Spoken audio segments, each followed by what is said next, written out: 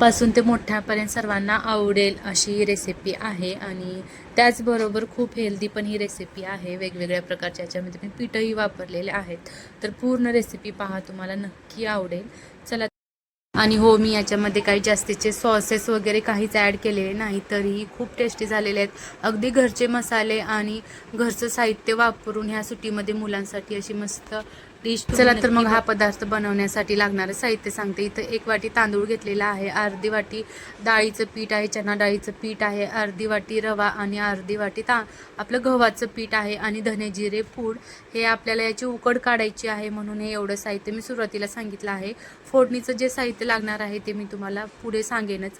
इथं कढईमध्ये 1 चमचा तेल टाकलेलं आहे आणि आपल्या त्याच्यामध्ये आता 2 ते 3 वाटी पाणी ओतून चवीपुरतं मीठ आपल्याला त्याच्यामध्ये मोदक बनवण्यासाठी जसं आपण उकड बनवतो ना, त्या प्रकारची उकड बनवायची आहे. इकडं 1 वाटी तांदळाचं पीठ घेतलेलं आहे मी, म्हणजे कमीत जास्त प्रमाणात. अर्धी वाटी गव्हाचं पीठ आणि थोडंसं बेसनचं पीठ अर्धी वाटी. त्यानंतर हा बारीक रवा आहे आणि धने जिरे पूड आणि चवीपुरतं मीठ तर आपण पाण्यामध्ये टाकलेलंच आहे. थोडंसं या पिठामध्येही आपल्याला टाकून घ्यायचं आहे, अगदी थोडंसं टाका.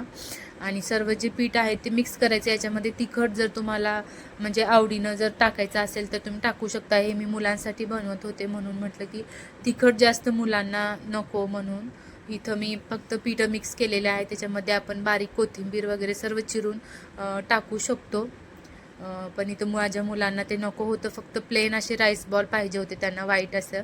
आणि म्हणून त्याच्यामुळं मी फक्त पीठं मिक्स केलेले आहेत. आणि आता पाणी छान उकळलेलं आहे, तर ते पीठ आपण त्याच्यामध्ये मिक्स करून उकड काढून घेऊया व्यवस्थित छान.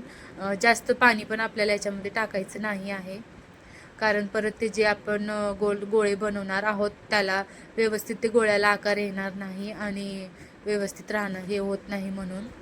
आणि असं छान उकड काढून घ्यायचं आहे. पीठ मी सगळं एक जीव करून घेणार आहे आणि थोडंसं वाफवून घेते. 10 ते 15 मिनिट आपला वाफवायचं आहे ते. आणि छान मस्त असं वाफवल्यानंतर मी गॅस बंद करून झाकण ठेवलेलं होतं. इथं आता गॅस म्हणजे बंद करून इथं जे पीठ आहे ते मोठ्या परातीमध्ये काढून घेते आणि त्याला व्यवस्थित असं ग्लासाने मॅश करून घ्यायचं आहे. म्हणजे पीठ छान आपल्याला ते मळेल असं, गव्हाचं पीठ मळल्यासारखं ते मळायचं आहे. आणि खूप एकदम नरम असं हे पीठ बनतं. व्यवस्थित छान मळून घ्यायचं दोन्ही हाताने. आता पाहू शकता इथं मी मळून घेतलेलं आहे पीठ. मुलांच्या सुट्ट्याही लागल्या आहेत आणि मधल्या वेळेस किंवा नाश्त्याच्या वेळेस त्यांना असे मस्त छान काहीतरी स्नॅक्स च्या ऐवजी हे अशा प्रकारे जर बनवून दिलं तर त्यांनाही खूप छान वाटतं. आणि छान मस्त मुलांचीच मदत घेऊन मी छोटे छोटे गोळे बनवून घेतलेले आहेत, कारण भरपूर सारे हे जे गोळे बनवायचे होते, म्हणून पाहू शकता तुम्ही. आता हे असं एक आपल्याला चाळणी घ्यायची आहे आणि मी पातेल्यामध्ये पाणी पण उकळी येण्यासाठी ठेवलेलं आहे आणि तर थोडंसं तेल लावून घेते. जर तुमच्याकडे दुसरी चाळणी असेल तर तेही तुम्ही वापरू शकता इथं. आणि सर्व जे बॉल्स आहेत ते परत आपल्याला टाकतो त्याच्यामध्ये व्यवस्थित भरून घ्यायचं आहे आणि मग वाफवून घ्यायचं आहे छान असं. एक एक करून सर्व जे गोळे होते ते पिठाचे ते व्यवस्थित छान त्याच्यामध्ये मांडून घेतलेलं आहे. हे गोळेच इतके सुंदर दिसत होते आणि याच्यामध्ये सर्व पीठ मिक्स असल्यामुळे व्यवस्थित छान टेस्टही खूप भारी लागली होती. तुम्ही नक्की बनवून पहा. इथं गरम पाणी झालेलंच आहे थोडंसं. म्हटलं जी चाळणी होती गोळ आपण बनवून ठेवले होते जे राईस बॉल, ते त्याच्यावरती ठेवून आता आपल्याला छान त्याला एक 10 ते 15 मिनिट मीडियम फ्लेमवर छान वाफवून घ्यायचं आहे. वाफल्यानंतर आपल्याला लगेच समजेल ते. त्याच्यावरती आता प्लेट झाकून ठेवायचं आणि वाफवून घ्यायचं. हे आपण कुकर इडलीच्या पात्रामध्येही वाफवू शकतो. इथं पाहू शकता आता 10 ते 15 मिनिट झालेले आहेत, छान वाफलेले आहेत. लगेच कलरही ओळखू येतो, एकदम छान मस्त झालेले आहेत. आणि थोडंसं आता मी म्हणजे धार वस्तू चाकू किंवा एखादी काडी असते त्याच्याने आपण त्याला छिद्र पाडून पाहायचं, म्हणजे छान ते वाफलेत की नाही आतपर्यंत समजतं. इकडे दुसऱ्या कढईमध्ये मी थोडंसं तेल गरम करून घेते आणि ते आपल्याला छान अशी खमंग फोडणी द्यायची आहे त्या राईस बॉलला.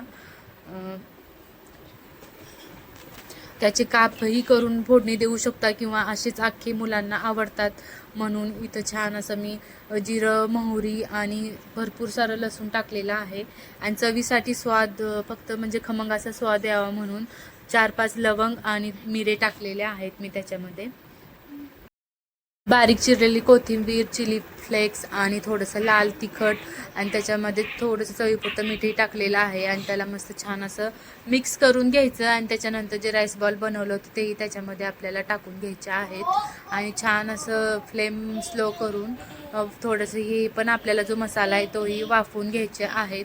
राईस बॉल जे आपण बनवलेले आहेत ते त्याच्याने खूप टेस्ट लागतं आणि जो मसाला आहे तो आतपर्यंतही जातो. जर थोडंसं तुम्हाला पाणी ॲड करायचं असेल तर करू शकता, पण तसं आवश्यकता नाही. असंच खूप टेस्टी लागतं हे आणि सॉससोबत तर एकदम भारीच लागतं. गरमागरम मस्त खा आणि छान अशी रेसिपी एन्जॉय करा. तुम्हाला कशी वाटली माझी रेसिपी ती नक्की मला कमेंट्स करून सांगा. दिसायलाही इतकी छान दिसतात, त्याचबरोबर खायलाही खूप टेस्टी आहेत आणि त्याचबरोबर मुलांना ह्या सुट्टीमध्ये एकदम पौष्टिक असं आपण खाऊ घालू शकतो. ही रेसिपी तशी त्याच प्रकार झालेली आहे. तर चला तर मग आजची रेसिपी कशी वाटली मला नक्की कमेंट्स करून सांगा. भेटूया नेक्स्ट व्हिडिओमध्ये. तो